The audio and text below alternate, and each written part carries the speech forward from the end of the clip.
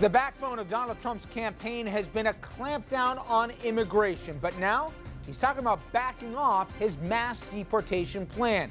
Is this good politics, or could this be a huge mistake? Then it's not all about the White House. We'll explain how the Democrats could actually take the Senate back this November. Also, panic at the airport. We'll talk to an expert when it comes to crowd behavior about why people went nuts at the terminal that day. Evening, everybody, and welcome to RFL. I'm Richard French. Thank you so much for joining us tonight. We have just 74 days until Election Day, and Trump is making a big shift on one of the issues that has defined his campaign, immigration. He is shifting the focus of the race to race. Donald Trump reaching out to minority voters, meeting with African-American leaders today. We have great relationships, and the numbers are going up with the African-American community rapidly. And in a major shift, Trump is pivoting on immigration. In an appearance on Fox News, saying he would provide an opportunity for legalization for millions of immigrants who are in the U.S. already illegally. Do we tell these people to get out, number one, or do we work with them and let them stay in some form? A position that may not sit well with a core group of Trump supporters. Who wants those people thrown out? If you ask any Trump voter, the only issue that links them together is his immigration stand. His new proposal is strikingly similar to Jeb Bush's, but Trump says it is not amnesty. What Donald Trump is talking about has been called amnesty in other contexts very consistently by opponents of immigration reform. Trump is trying to change the narrative, for the first time, branding Hillary Clinton a racist. Watch the reaction from this supporter. Hillary Clinton is a bigot who sees people of color only as votes. Clinton firing back on CNN. He is taking a hate movement mainstream. Playing her own counterattack today in Reno, saying Trump embraces, quote, extremism and presents a divisive and dystopian view of America. And for more, let's bring in our guest. Caitlin Huey-Burns is a national political reporter for Real Clear Politics. Her latest piece is called Trump's Immigration Pivot. Can he have it both ways? And Caitlin, thanks for the time. I'm going to read a quote that you had in your piece from an influential conservative radio host who said, quote, "It's the last fig leaf of a credible campaign Trump had left." He went on to say he is not self-funded. He's not expanding the map. The last refuge he had left was the immigration issue, and he's ripped that fig leaf away to reveal this was a con all along. People who bought into his message have all been betrayed. And there's no shortage of other Republicans, from the Cruz folks to Jeb Bush's supporters and others, who said, we told you this guy was running a scam here, and now you can see it for yourself. How much confidence does the Trump folks really have that his base supporters are going to stay with him if he does a 180 on the issue? Well, they do have some confidence because they're looking at their immigration proposal in two different ways. You have on one hand, the border security issue. Trump has been adamant about building the wall. We've seen him throughout rallies over the course of the campaign, and of course this week, again calling for building that wall along the border. He had members of law enforcement and border security agents at his rally in Austin earlier this week. And then you have the issue of what to do with the estimated 11 million undocumented immigrants who are already here.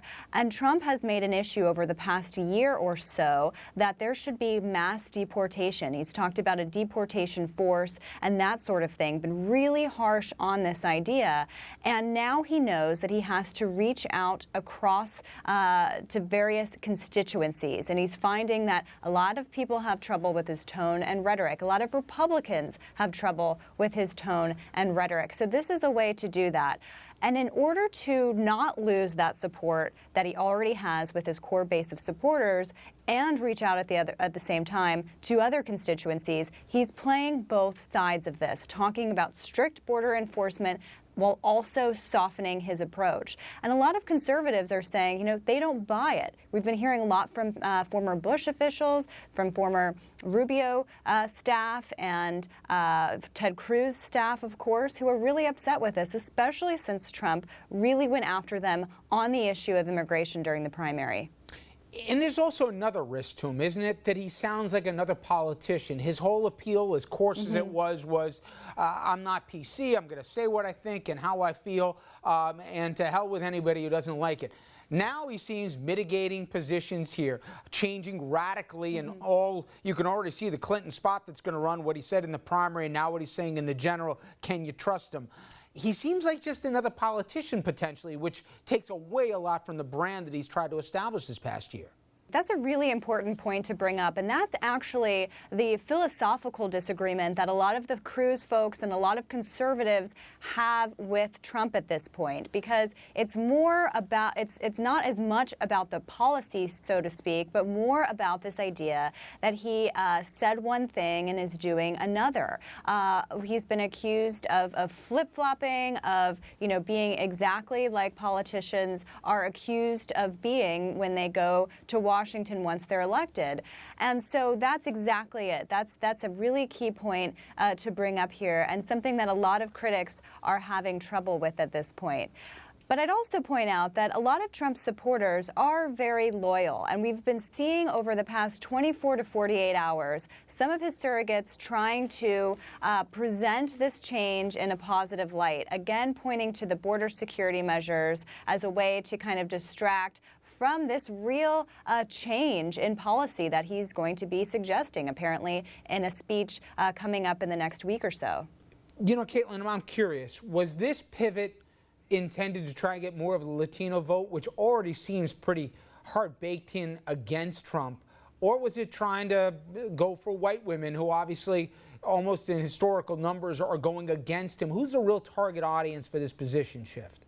You know, I think it's the latter. The immigration changes and combined with the outreach that he is saying he is making to African American voters and Latino voters, this is all a strategy really aimed at getting support from Republicans, especially white college-educated Republicans, and especially women. And when you look at the polling, he is losing ground among those constituencies that have voted Republican in the past several cycles for decades, and he's losing that critical base of support. So this is a way for him to reach out and say, look, I'm not the racist that people are painting me out to be. I am a proponent of a bigger tent, bringing people in.